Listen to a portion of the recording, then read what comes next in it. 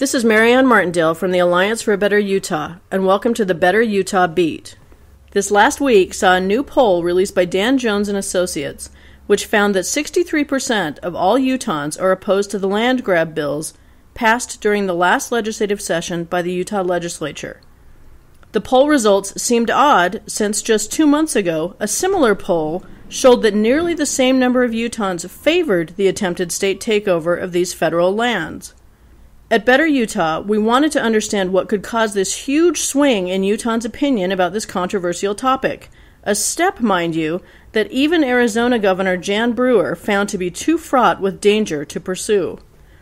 After a quick review of the polling questions, the answer became startlingly clear. The original survey asked Utah residents if they were in favor of taking control of public lands. Somewhat unsurprisingly, 64% said yes. The problem with the first poll is that it provided no further explanation of the issues associated with the law, nor did it provide any information about the costs associated with the unavoidable litigation that the legislature's action would certainly invoke. By comparison, the second survey informed responders that even the attempt to grab public lands would immediately force the state into a lawsuit, costing taxpayers a minimum of $3 million, a figure acknowledged by the legislature and budgeted as part of the cost of passing the law. Unsurprisingly, poll respondents did a 180 from the original results to overwhelmingly say that they were not in favor of spending their tax money on such a wasteful lawsuit. And even this poll failed to point out that Utahns would pay for both sides of the fight, once through their state taxes to defend the state's position, and once through their federal taxes to defend the United States position. We see this same story over and over again. When given adequate information and full disclosure, the citizens of Utah consistently fall on the side of common sense, all too often at odds with the actions of the Utah legislature.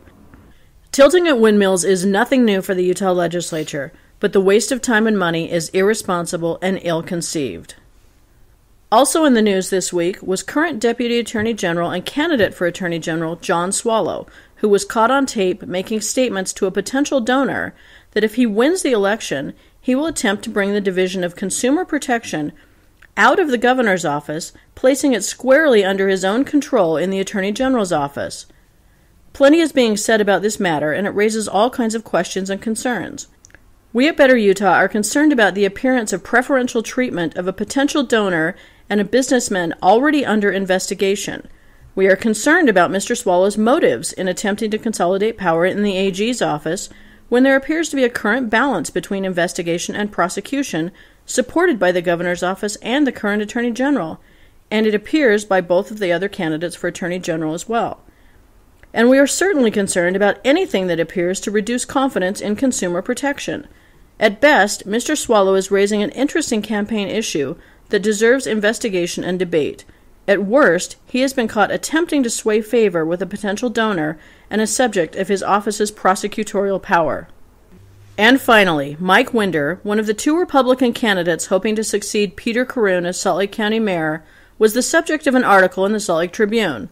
Winder talked about how he wants to get away from the Richard Burwash scandal and focus on his record as mayor of West Valley City. Of course, Winder faces off on June 26th against Mark Crockett, and the winner of that Republican primary will face Democrat Ben McAdams in the November election. Well, if Mayor Winder wants to be evaluated on his record as mayor of West Valley City, we hope he's ready to face the questions and ire of the conservatives in the Republican Party and the residents of Salt Lake County who have twice elected Democrat and fiscal conservative Mayor Peter Karoon. As the current county mayor, Peter Karoon has built his reputation on independent thinking and strong economic policy. For example, he fought the legislature and governor to keep taxpayer money from being used to build the soccer stadium, believing that private enterprise should pay for the stadium. By comparison, Mike Winder's record shows a much different story, including the embarrassing use of $20 million of taxpayers' money to finance a hotel that the private sector wouldn't finance. Apparently, Mayor Winder and the West Valley City Council believe that they are better lenders and underwriters than the best minds in the private sector who looked and passed on this opportunity. We sure hope that this financing of an Embassy Suites hotel isn't the Utopia fiasco of 5 years from now. leaving taxpayers in West Valley City scratching their heads wondering why they are still paying for a hotel that none of them stay in. In the meantime, Republicans have an interesting choice to make on June 26th. Mayor Winder had great name recognition due to his family's history in Utah. He added to that recognition by taking on a second name, Richard Burwash, to promote his city through questionable means. Now he's relying on an economic record that may not endear him to Republicans or Democrats seeking to continue the fiscally responsible management of Salt Lake County under Mayor Karoon. Until next week, this is Marianne Martindale from the Alliance for a Better Utah with this week's edition of The Better Utah Beat. Have a great week, and remember that together we can make a better Utah. For more information about the Alliance for a Better Utah's current projects, please visit betterutah.org and kickalec.out.org.